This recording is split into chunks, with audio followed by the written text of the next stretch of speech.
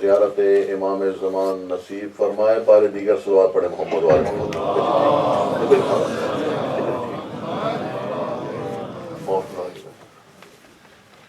رب ذوالجلال ہمیں خضوع و خشوع و خلوص اور طہارت ظاہری اور باطنی سے بھرپور ایک ایسی محفل برگزار کرنے کی توفیق عنایت فرمائے جہاں پہ حضرت زہرا تشریف لاتی ہیں. ایک بار پھر صلوات پڑھ دی محمد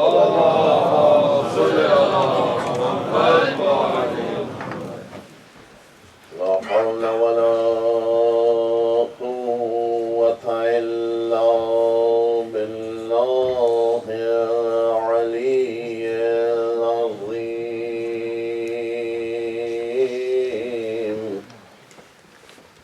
بسم الله الرحمن الرحيم. الحمد لله رب العالمين. الحمد لله رب الشهداء والصديقين. الحمد لله كما هو أهله. والصلاة والسلام على أشرف الأنبياء والمرسلين. حبيب إله العالمين نبينا وشفيعنا والطبيب قلوبنا أبي القاسم محمد. اللهم صل على محمد وعلى آله الطيبين الطاهرين المعصومين المظلومين. واللعنة دائمة على أعدائهم أعداء الدين. أما بعد فقد قال الله تعالى في كلامه المجيد. بسم الله الرحمن الرحيم. ولا تحسبن الذين قتلوا في سبيل الله أمواتا بل أحياء. صلوات محمد وعلى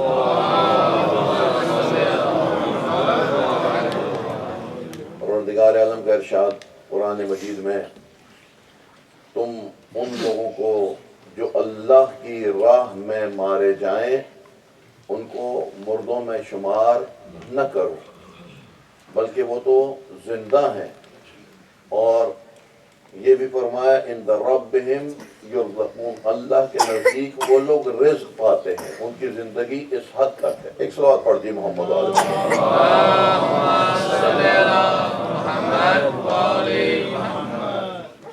واقع کربلا کو تقریباً 1350 سال گزر چکے ہیں، لیکن عجیب واقعہ ہے کہ آج بھی اپنی آب و تاب کے ساتھ یہ اپنی جگہ پر قائم ہے. یہ ایک واقعہ نہیں ہے، درست ہے. اس کا جب آغاز ہوا تھا تو ایک واقعہ ہوا تھا. امام حسین مدینے سے نکلے مکے کی طرف، مکے سے نکلے کوفے کی طرف. کربلا میں انہیں گھیر کر شہید کر دیا گیا. یہ ایک واقعہ تھا.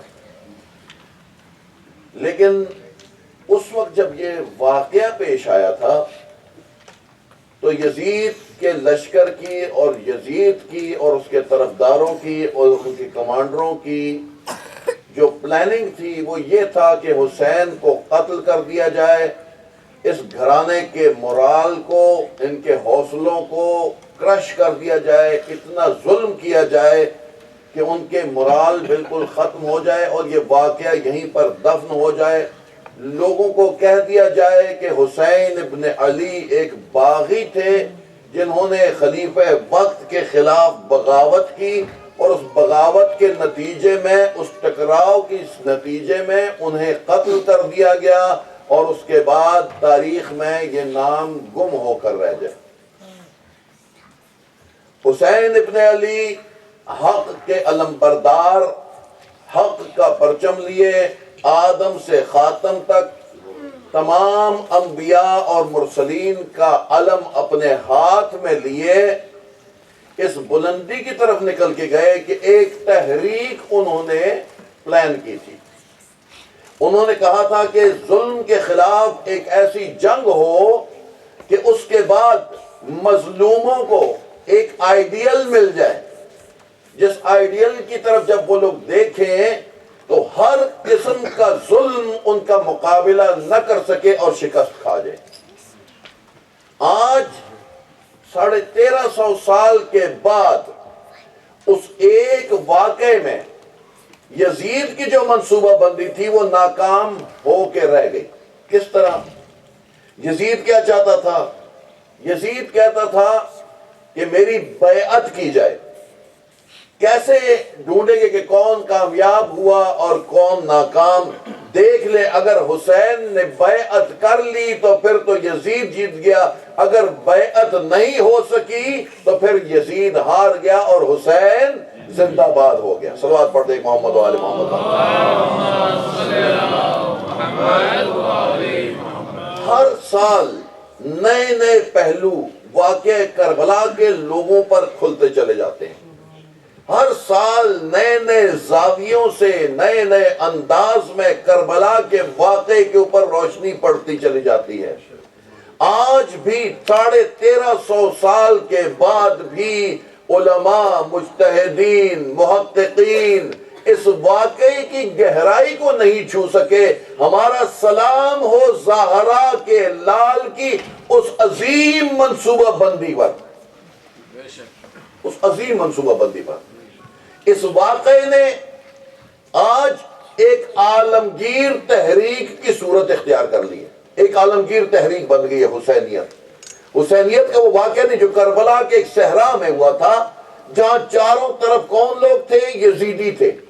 جہاں چاروں طرف کون سی افواج تھی؟ ظالم افواج تھی یزید کی، اور 72 افراد نے اپنی قربانی دی، جن کے باتوں کو لکھنے والے بھی بہت کم لوگ تھے۔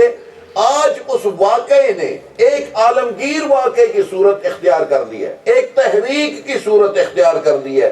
تحریک ایک موومنٹ، ایسی موومنٹ جو انڈیویجولز کو موو کر رہی ہے، جو فیملیز کو موو کر رہی ہے، جو کمیونٹیز کو موو کر رہی ہے، جو نان مسلمز کو موو کر رہی ہے۔ ایک ایسی تحریک جو ہر انسان کو امپریس کرتی جا رہی ہے اور بڑھاتی چلی جا رہی ہے اور آگے کی طرف لے کر جا رہی ہے۔ صلوات پڑھ دے محمد و آل محمد۔ آگے کی طرف لے کر جا رہی ہے، اور آج کسی ظالم کو اگر جواب دینا ہو تو حسینیت کا نام کافی ہے اس کا جواب دینے کے لیے، ایک شرط کے ساتھ کہ حسینی تحریک کو حسین کی پلاننگ کے مطابق آگے لے جایا جائے۔ یعنی اگر ہم اس میں اپنی پلاننگ شامل کر دیں گے تو پھر وہ پلاننگ پیچھے رہ جائے گی جو مولا حسین نے کی تھی۔ حسین کے انداز میں حسینی تحریک کو آگے لے جانے کی ضرورت ہے۔ یہاں سوچ کی، فکر کے زاویوں کو استعمال کرنے کی ضرورت نہیں۔ دیکھنا یہ کہ حسین نے کیا پلان کیا، جب کلیئر ہو جائے انہی خطوط پہ اس کو آگے لے کر جانا ہے۔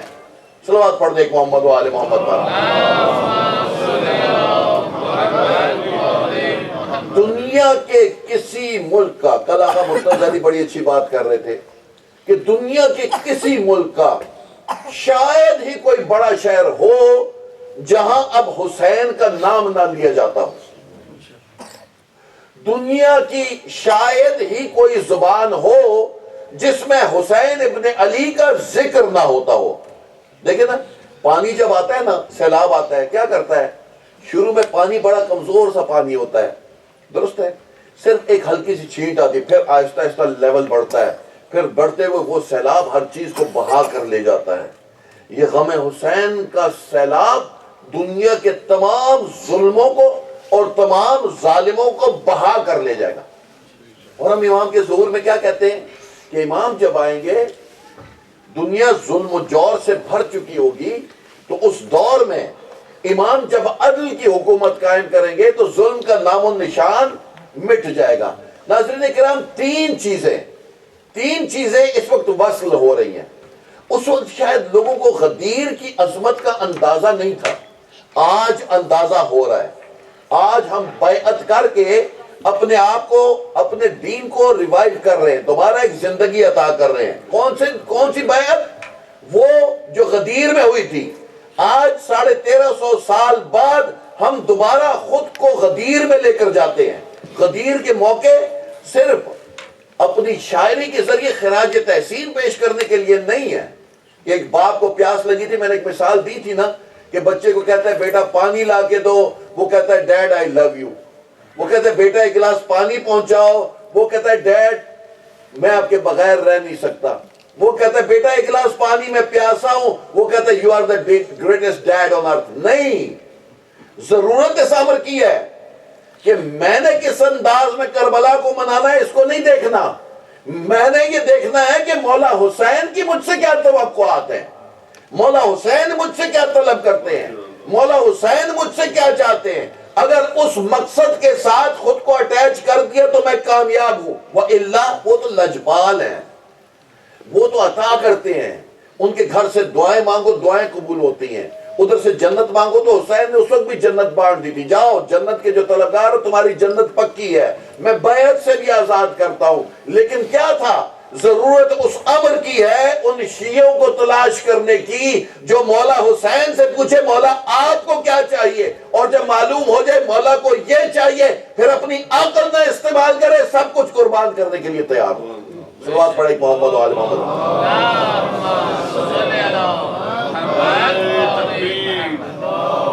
نعرہ رسالت، نعرہ حیدری، یزیدیت،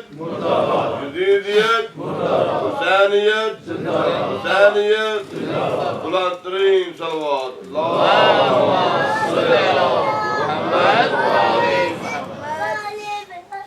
چھٹے امام علیہ السلام کی خدمت میں ایک مرتبہ کوئی ماننے والا آ گیا اور کہا یہ اپنا رسول اللہ پہ انقلاب کیوں نہیں لے کر آتے؟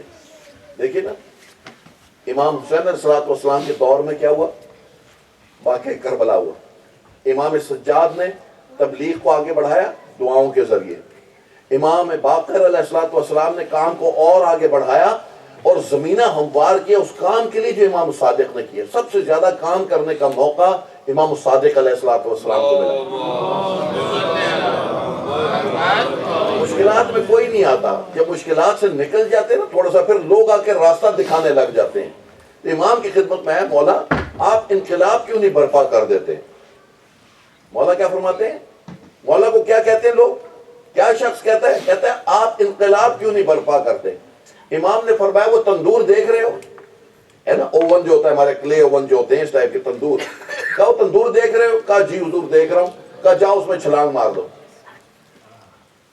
اب تندور جل رہا ہے، آگ ہے اس میں، وہ کہتے ہیں اس میں جا کے چھلانگ مار دو۔ فوراً بندہ سوچنے لگا کہ آگ میں اگر میں کود جاؤں تو یہ خودکشی ہے، خودکشی حرام ہے، تذبذب کا شکار ہو گیا۔ اتنی دیر میں مولا کا ایک اور ماننے والا آ گیا۔ وہ جب دوسرا ماننے والا ہے امام نے وہیں سے اشارہ کیا کہ جاؤ تندور میں کود جاؤ۔ اس نے نہیں پوچھا کہ مسئلہ کیا ہے، اس نے تندور اٹھایا، اس کا ڈھکنا اور اس میں چھلانگ مار دی۔ یہ سوچ رہا تھا کہ مولا مجھ سے اچھا آپ کا ماننے والا تھا، اس کو بھی آپ نے آگ میں جلا دیا۔ تھوڑی دیر بعد امام نے کہا جاؤ ادھر کا ڈھکنا اٹھاؤ۔ جب اٹھایا تو مومن اندر بیٹھا ہوتا، آگ کی کیا مجال، جب امام منع کر دے تو آگ جلا دے، آگ کی مجال نہیں۔ میں آپ کو پکچر سٹوری نہیں بتا رہا، یہ حقائق بتا رہا ہوں۔ صلوات پڑھیں محمد و آل محمد۔ آگ ائمہ اطہار کی تابع ہے، طوفان ائمہ اطہار کے تابع ہیں۔ زلزلے اور یہ تمام چیزیں زمین و آسمان، یہ ولایت تکوینی کے ذریعے آئمہ اطہار کتابیں ہیں۔ اللہ کی رحمت آئمہ اطہار کے ذریعے نازل ہوتی ہے اس دنیا کے اوپر۔ ہم پڑھتے ہیں نا اِنَّا أَنزَلْنَاهُ فِي لَيْلَةِ الْقَدْرِ، فرشتے نازل ہوتے ہیں شب قدر میں۔ نازل ہونے کے لیے کسی وجود کا زمین پہ ہونا ضروری ہے، اور علماء بیان کرتے ہیں کہ وہ ذوات مقدسہ آئمہ اطہار علیہ الصلوۃ والسلام۔ صلوات پڑھیں محمد صلی اللہ محمد۔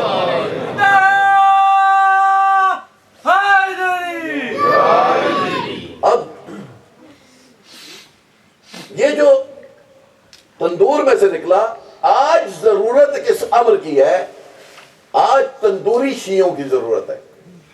شیعوں کی ضرورت نہیں ہے، تندوری شیعہ چاہیے، جس کو مولا کہے کہ چھلانگ لگا دو تو دو کے ساتھ چھلانگ لگا دیو۔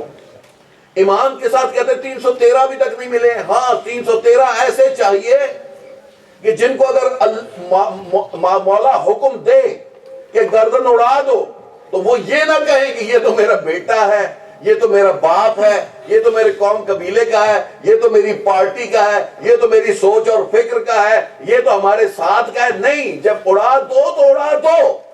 امام کا حکم ہر چیز سے بالا تر ہوا کرتا ہے۔ کون ہے ہم میں سے جو اس لیول پہ پہنچ چکا؟ اگر نہیں پہنچ سکے، راستہ کھلا ہے۔ امام نے کہا 313 ہوں گے ان کے ساتھی، یہ نہیں کہا کون ہوں گے۔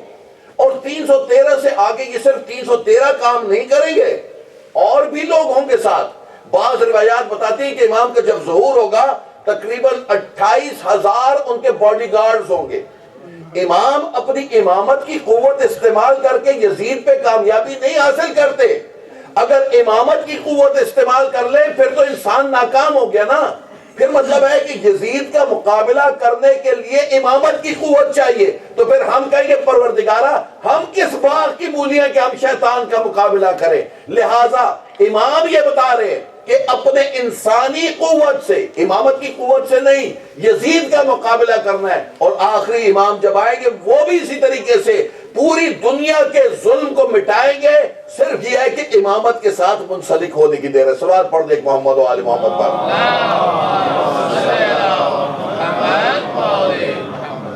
اور یہاں تندوری شیعوں کی بات ہوئی تو میں ایک مرتبہ نیو یارک میں اشرہ پڑھ رہا تھا۔ مولانا صاحب عاشور تک اور شام غریبہ تک یہ ہال بھرے ہوتے ہیں، اور اس کے بعد یہاں پہ کوئی نظر نہیں آتا۔ وہ قدرتی بات، ہم نے یہی مثال پڑھ دی اور ان سے کہا، میں نے کہا میرے بھائیوں، عزیزوں، میری بہنوں، آج تک جو آ رہا ہے وہ نارمل شیعہ ہے، اور جو اس کے بعد والی مجلسیں جو دو رہ گئی ان میں آئے گا تو وہ تندوری شیعہ ہوگا۔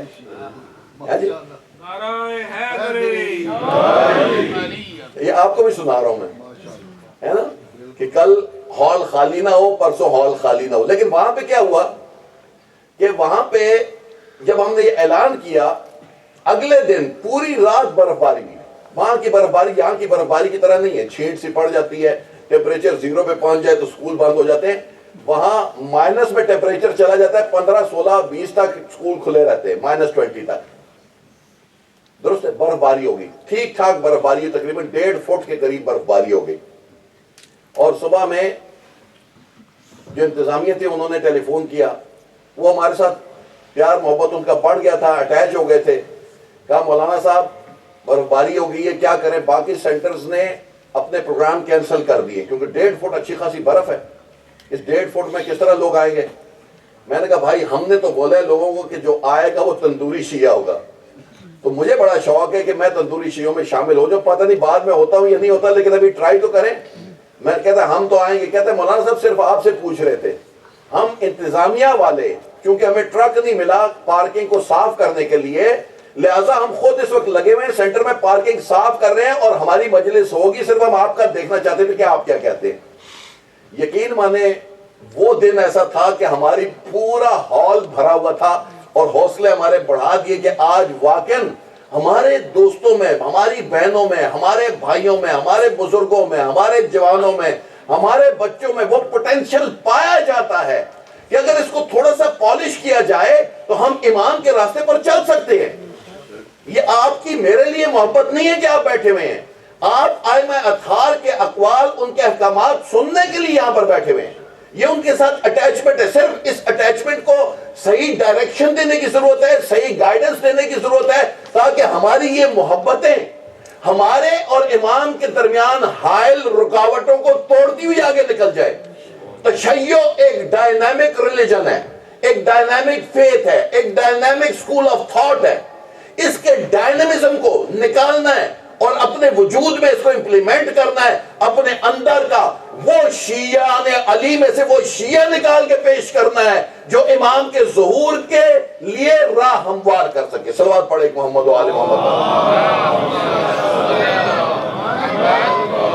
واقعہ کربلا، عزیزو، دوپہر کو ہم مصائب امام حسین علیہ السلام کی آخری جھلک دیکھ رہے تھے، حسین کی شہادت۔ آج 1400 سال کے قریب، 1350 سال کے قریب گزر جانے کے باوجود انسان تھوڑی سی کوشش کرے، وہ محسوس کرتا ہے کہ میں کربلا کے بہت قریب ہوں۔ کربلا میرے ذہن میں، میرے جسم میں، میری روح میں بس جاتی ہے۔ تھوڑی سی کوشش، اگر پورا سال کوشش کریں تو ہم کتنے قریب ہو سکتے ہیں اس کربلا کے، کتنے قریب ہو سکتے ہیں۔ ناظرین، سامعین، عزیزوں، دوستوں، بھائیوں، بہنوں، حسین شہید ہو گئے، حسین شہید ہو گئے۔ ایک غبار بلند ہوا کربلا میں، ایک غبار۔ بعض روایات مسیحیوں کی لوگ بیان کرتے ہیں، عیسائیوں کی، وہ کہتے ہیں کہ آسمان سے خون برسا۔ درست؟ یہ تمام باتیں اپنی جگہ ٹھیک، لیکن کربلا کا واقعہ جو ڈائنامزم اپنے اندر لیے ہوئے ہے، اس کو ایکسپلور کرنے کی ضرورت ہے، اس کو سمجھنے کی ضرورت ہے۔ کہتے ہیں کہ حسین کا گھوڑا آخری لمحوں میں کیا کرتا ہے، یا تو اس کا خون سے جسم رنگین ہو چکا تھا، یا اپنے ماتھے کو حسین کے خون سے رنگین کرتا ہے۔ حسین آخری وقت میں جب آخری سجدہ کر رہے ہیں نا، تو حسین کی کیا حالت تھی؟ حسین کے جسم پہ، زہرا کے لاڈلے کے جسم پر، زہرا کے بہت لاڈلے تھے نا حسین، بی بی کا جب آخری دیدار کرانے کے لیے مولا نے بلایا نا سب بچوں کو کہ آؤ اپنی ماں سے مل لو، کہتے حسن، حضرت زینب و کلثوم جا کر ماں سے لپٹ گئے، حسین نہیں گئے، حسین کھڑے رہے۔ بابا نے بولا کہ بیٹا تم بھی مل لو ماں سے، کہا میں تو ایسے ملوں گا جیسے زندگی میں ملا کرتا تھا۔ کہتے یہ سننا تھا، کہتے بی بی کے بندے کفن ٹوٹے، بی بی نے ہاتھ پھیلا کے حسین کو اپنے سینے سے لگا لیا۔ بی بی کتنے لاڈلے تھے حسین، اتنا لاڈ سے، اتنا پیار تھا زہرا کو حسین سے۔ کہتے ہیں یہاں پر جب وہی لاڈلا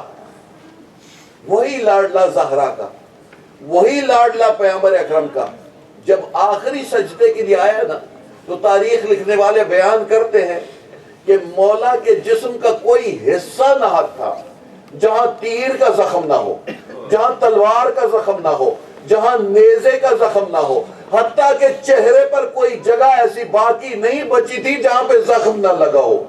کہتے ہیں مولا کے چہرے کے اوپر بھی لوگوں نے اتنے پتھر مارے تھے کہ دندان مبارک بھی مولا کے شہید ہو چکے تھے جب آخری سجدہ کر رہے تھے، لیکن کہتے اس وقت تک اس بات سے پیچھے نہ ہٹے کہ مجھ جیسا، یزید جیسے کی بیعت نہیں کر سکتے۔ کٹوا دیا گردن میں، اپنا سر کٹوا دیا سجدے میں، لیکن یہی کہتے رہے مولا میرے پروردگارہ تجھے کیا چاہیے۔ یہ نہیں کہا کہ پروردگارہ مجھے کچھ چاہیے، کہا پروردگارہ تجھے کیا چاہیے۔ کہتے زمین و آسمان کا جب رنگ بدلا ہے نا، ذوالجناح جب خیام میں آیا تو ساری بیویاں کیا ہوا، ذوالجناح کے گرد جمع ہو گئی، حسین کے گھوڑے کے گرد جمع ہو جاتی ہے، لیکن زیادہ فرصت نہیں ملی۔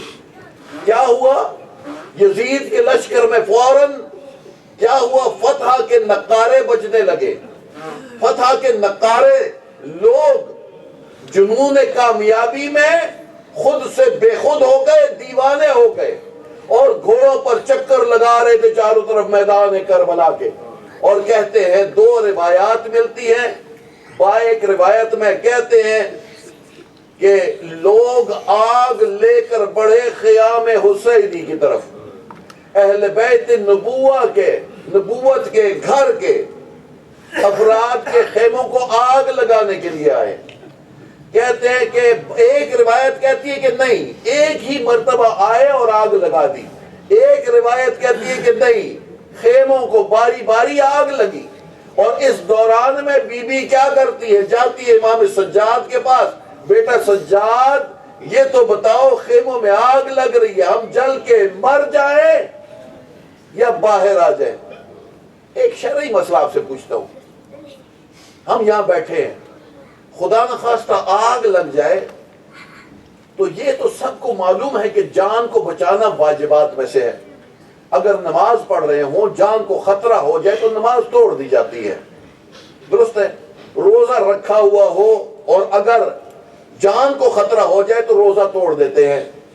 بی بی جو کوفے میں ہزاروں خواتین کو درس دیا کرتی تھیں، کیا بی بی نہیں جانتی تھی یہ شرعی مسئلہ کہ اگر جان کو خطرہ ہو تو جان بچانا واجب ہے؟ یقیناً جانتی تھی. لیکن بی بی کیا کر رہی ہیں؟ بی بی دنیا کو بتا رہی ہیں کہ حسین کی شہادت کے بعد مرکز ہدایت امام سجاد ہے. یعنی امام سجاد کی پہلی اطاعت کا جو بنیاد رکھنے والی ہے وہ سیدہ زینب ہے. امام کو تعارف کرانے والی دنیا کو بی بی زینب ہے. امامت کو دوبارہ اپنے رول میں، کنٹینیوٹی کے رول میں لانے والی حضرت زینب ہے. صلوات پڑھے محمد و آل محمد. امام سجاد نے کہا پھپھی اماں خیموں سے نکل آئیں. کہتے ہیں مختلف انداز سے بیویاں کس انداز میں نکلی میں بیان نہیں کر سکتا، میں نہیں بیان کر سکتا. لیکن جب نکلی ہیں، ایک بیوی کو دنیا نے دیکھا کہ وہ خیموں سے نہیں نکل رہی، وہ دوسرے خیمے میں جاتی ہے اور تھوڑی دیر بعد ثانیہ زہرا اپنے کندھوں پہ بیمار کربلا کو اٹھائے ہوئے نکل رہی ہے. یہاں آگ کے شعلے بلند ہو رہے ہیں، یہاں امام وقت امام سجاد مظلوم خیموں سے باہر کس کے کندھوں پر؟ پھپھی کے کندھوں پر آ رہے ہیں. امام سجاد وہ مظلوم امام ہے عزادارو، وہ مظلوم امام ہے کہ ہم جو سن کے روتے ہیں، امام سجاد وہ دیکھ کے روتے رہے. خیموں میں آگ لگ گئی. ایک مرتبہ جنگ خندق میں جب عمرو بن عبدود خندق کو پار کر کے آ گیا اور پیغمبر اکرم کے خیمے میں اس نے ایک نیزہ مارا تھا، تو امام تو رسول پاک نے بڑے سخت الفاظ استعمال کیے تھے. بعض لوگ بیان کرتے کہا تھا کہ کوئی ہے جو اس کتے کو جواب دے. رسول پاک جو رحمت للعالمین ہے اتنا سخت جملہ استعمال کیا تھا. آج کوئی نہیں تھا جو کسی کو کہے کہ یہ کون لوگ ہیں جو اہل بیت النبوہ کے خیموں میں آگ لگا رہے ہیں. آگ لگی، آگ بلند ہوئی. کیا کیا گیا اس کے بعد؟ سروں سے چادریں چھینی گئی. لیکن کس طریقے سے؟ ہم سمجھتے ہیں لوگ آئے کہ بی بی اپنی چادر دے دے. نہیں. کیا انہوں نے ہاتھوں سے چادریں چھینی؟ نہیں. بعض لوگ کیا بیان کرتے ہیں، کہتے نیزوں پہ آئے، گھوڑوں پہ، اور نیزوں سے ایسے چادریں چھینی کہ بیویوں کے سر زخمی ہوتے چلے گئے اور چادریں دشمنوں کے ہاتھ میں چلی جاتی تھی. بی بی چادر کو پکڑ لیتی تھی، ایک ٹکڑا اپنے ہاتھ میں بچ جاتا تھا، دوسرا ٹکڑا ملعون کے ہاتھ میں چلا جاتا تھا. بیویاں ننگے سر دوڑ رہی تھی اور یہاں پر خیموں میں آگ لگی ہوئی تھی. ایک تاریخ بتاتی ہے کہ ایک چھوٹی سی بچی کو دیکھا گیا، ایک بچی کو دیکھا گیا جس کے دامن میں آگ لگی ہوئی تھی، جس کے دامن میں آگ لگی ہوئی تھی. یزیدی فوج میں سے کسی سپاہی کو شاید اپنی گھر والے اپنی بچی یاد آ گئی، دوڑتا ہوا آیا، اس بی بی کے دامن کی آگ کو بجھایا، بی بی کے دامن کی آگ کو بجھایا. اور اس کے بعد کیا ہوا؟ کہتے بی بی نے اس کو کہا، اے شخص تو نے بڑی نیکی کی میرے ساتھ، میرے دامن کی آگ کو بجھا دیا. اے شخص ایک اور نیکی کر دے میرے ساتھ. وہ کہتا کیا نیکی چاہتی ہے مجھ سے بی بی؟ کہا مجھے نجف کا راستہ بتا دے، مجھے نجف کا راستہ بتا دے. کہا کیا کرے گی بی بی؟ کہا اپنے دادا سے جا کے کہوں گی کربلا میں میرے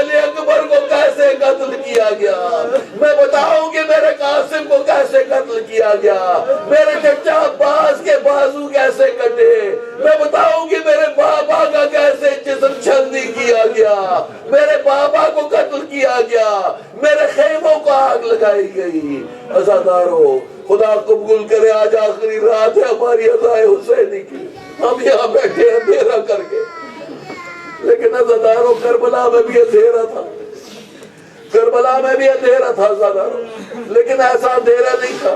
یہاں پہ دیواریں ہیں، یہاں پہ چھت ہے، یہاں پہ آرام و سکون ہے۔ کربلا میں جلے ہوئے خیمے تھے، اور آج کربلا کی علمدار زینب کی پہلی رات ہے علمداری کی، آج پہلی رات ہے کہ بی بی علمداری کے فرائض انجام دے رہی ہے۔ لوگ آئے، مال و اسباب لوٹ لیا گیا، جو تبرکات تھے لوٹ لیے گئے، بیویوں کے سروں کی چادریں لٹ گئی، یتیم اور بیوائیں زینب اکٹھی کر رہی ہے، یتیموں کو اکٹھا کر رہی ہے، بیواؤں کو اکٹھا کر رہی ہے۔ رات کا اندھیرا ہے، رات کا اندھیرا ہے، گھپ اندھیرا، اور گھپ اندھیرے میں بیوی جب یتیموں کو اکٹھا کرتی ہے نا تو سارے یتیم مل گئے، بیوی کو سکینہ نہیں ملتی۔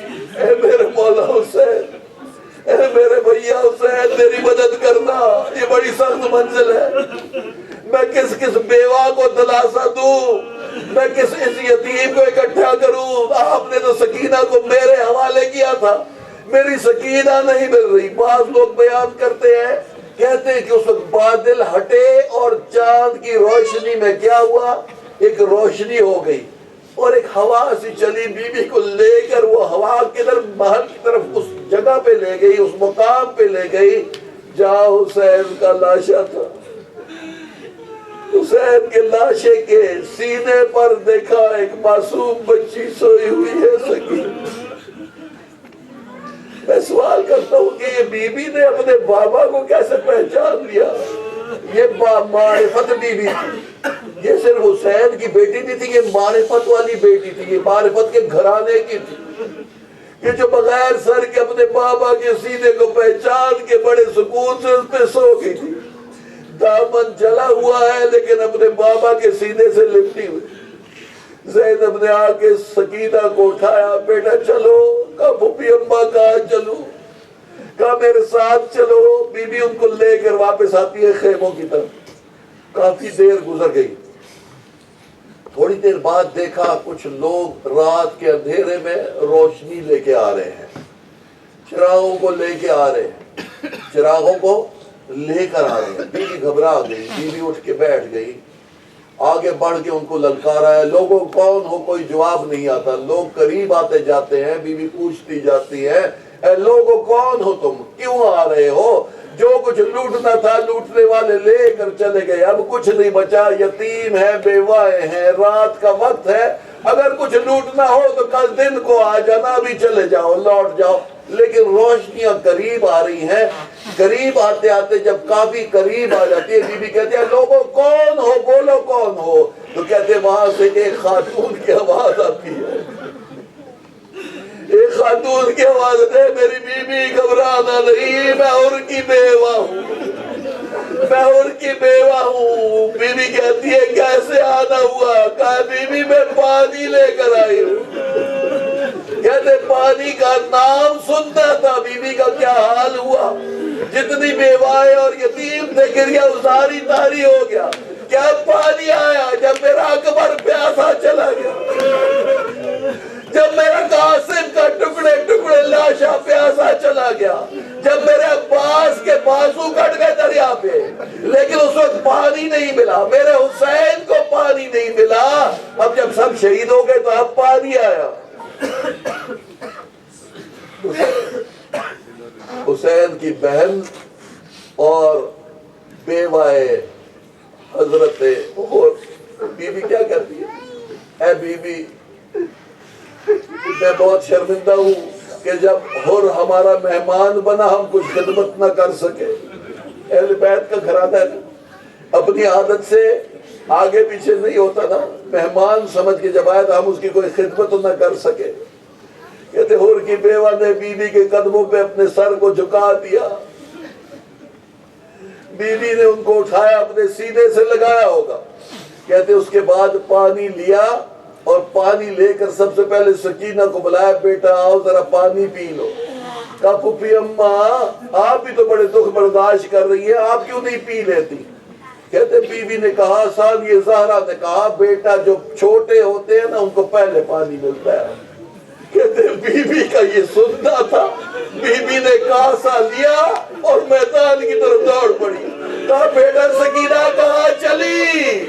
کہاں چلی؟ کہا پھپھی اماں آپ نے کہا تھا نا جو چھوٹے ہیں ان کو پہلے پانی دیا جاتا ہے، میرا بھیا اصغر تو پیاسا چلا گیا، مجھ سے چھوٹا تو وہی تھا۔ عزادارو خدا قبول کرے آپ کی عزاداری کو۔ بیوی پھر لے کر آتی ہے، سکینہ کو لے کر آتی ہے، یتیموں کو اکٹھا کرتی ہے، بیواؤں کو اکٹھا کرتی ہے۔ بیوی وہ عظمتوں والی بیوی ہے کہ جن کی اس رات میں بھی نماز تہجد قضا نہیں ہوئی، بیوی کی نماز تہجد قضا نہیں ہوئی۔ بیوی اتنی عظمتوں والی بیوی ہے کہ جب امام رخصت ہو رہے ہیں نا سیدہ زینب سے، ثانیہ زہرا سے، تو امام وقت وصیت کر رہے ہیں، نصیحت کر رہے ہیں، ان کے ذمے لگا رہے ہیں، اے میری بہن، اے میری ہمشیرہ، اپنی نماز شب میں مجھے فراموش نہ کرنا۔ کیا درجہ تھا بیوی کی نماز شب کا کہ امام کی خواہش ہے کہ کہہ رہے ہیں کہ مجھے اپنی نماز شب میں فراموش نہ کرنا۔ بیوی کی اس رات میں بھی تہجد کی نماز قضا نہیں۔ پروردگار عالم ہمیں نمازیوں میں شامل ہونے کی توفیق عنایت فرمائے۔ کہتے ہیں کہ رات کا گھپ اندھیرا ہے، کچھ یتیم سو چکے ہوں گے، کچھ بیوائیں وہاں پر بیٹھی ہوں گی، پورے میدان میں شہداء کے لاشیں بے گور و کفن پڑے ہیں۔ صرف لاشیں نہیں، اس وقت آگ آئی تھی نا، اعلان کیا گیا کہ آؤ گھوڑوں سے ساروں کے لاشوں کو پامال کیا جائے۔ اور کہتے ہیں حسین کے لاشے کو بچانے والا کوئی نہیں تھا، باقی جس قبیلے کا کوئی شہید تھا نا انہوں نے اپنے قبیلے کے فرد کی لاش کو پامال نہیں ہونے دیا، لیکن حسین کی لاش کو کوئی بچانے والا نہیں تھا۔ ایک اور واقعہ جو لکھنے والے بیان کرتے ہیں کہ سروں کو کاٹا گیا، ایک ایک سر کو، اور سروں کو جمع کیا گیا، تو امر سعد کے لشکر میں کھلبلی مچ گئی کہ ایک سر کم ہے۔ انہوں نے کہا ہاں ہمیں معلوم ہے، ایک بچہ جب قتل ہوا تھا علی اصغر، تو حسین خیموں کے پیچھے جا کر اس کو دفنا رہے تھے۔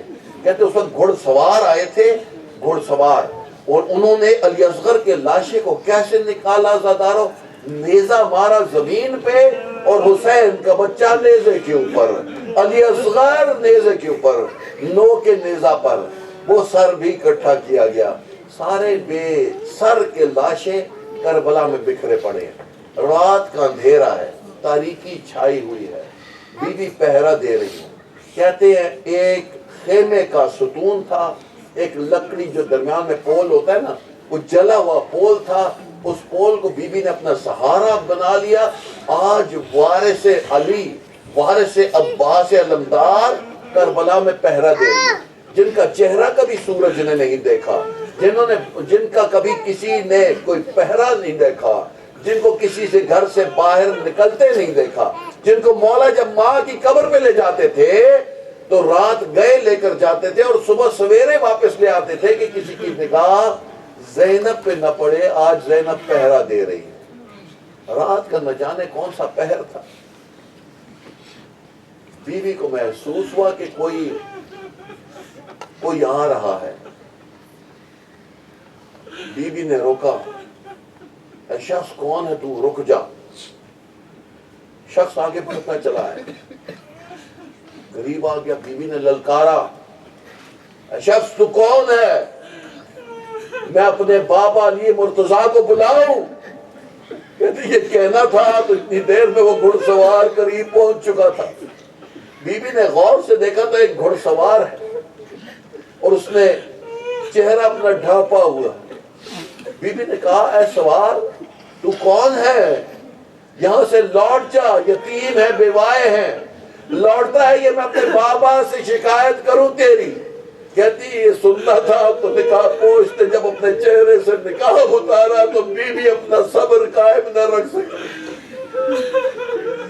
بیوی نے بابا کے قدموں پہ اپنے سر کو جھکا دیا ہے۔ بابا آپ آئے ہو، جب قاسم کا لاشا ٹکڑے ٹکڑے ہو چکا، جب علی اکبر کا سینہ برچی سے چھلنی ہو چکا، جب عباس کے بازو کٹ گئے، کہتے ہیں کہ میرا بیٹا بہت تو نے اپنا کام کر لیا، جا آرام کر، میں آگے ہوں پہرا دینے۔ لعنت اللہ علی القوم الظالمین۔ پروردگار تجھے حسین کی 61 ہجری میں کربلا کے صحرا میں شہادت کا واسطہ، اس شہادت کے غم کو اپنے جسم میں، اپنی روح میں، اپنی سوچ اور فکر میں اور اپنے عمل میں آباد رکھنے کی ہمیں توفیق عنایت فرما۔ پروردگارہ تو نے اپنی بیش بہار رحمت سے جو قرب کا مرحلہ ہمیں عطا کیا ہے، پروردگارہ اس مرحلے کو اپنے وجود میں، اپنے گھر میں، اپنی روح میں قائم رکھنے کی ہمیں توفیق عنایت فرما۔ پروردگارہ ہمارے جو اعمال ہمارے اور حسین کے درمیان، ہمارے اور زمانے کے امام کے درمیان حائل ہیں، پروردگارہ ان گناہوں کو معاف فرما۔ جو اعمال کی کمزوری ہمارے اور امام کے ظہور کے درمیان حائل ہے، پروردگار ان کمزوریوں کو برطرف کرنے کی ہمیں توفیق عنایت فرما۔ پروردگارہ ہماری ملت کو، ہماری قوم کو پروردگارہ اتحاد و اتفاق نصیب فرما۔ پروردگارہ ہمارے درمیان جو ناسمجھی میں بے اتفاقیوں کی باتیں کر رہے ہیں، پروردگارہ ان کو حقائق سمجھنے کی توفیق عنایت فرما۔ اور کوئی شخص اگر عمدن کسی طرف سے، کسی لحاظ سے بے اعتمادی پیدا کرنے کی یا انتشار پیدا کرنے کی جان بوجھ کے کوشش کر رہا ہے، پروردگارہ تجھے علی کی ذوالفقار کا واسطہ اسے نیست و نابود فرما۔ ربنا آتنا فی الدنیا حسنۃ وفی الآخرۃ حسنۃ وقنا عذاب النار۔ ماتم حسین، یا حسین، یا حسین، یا حسین۔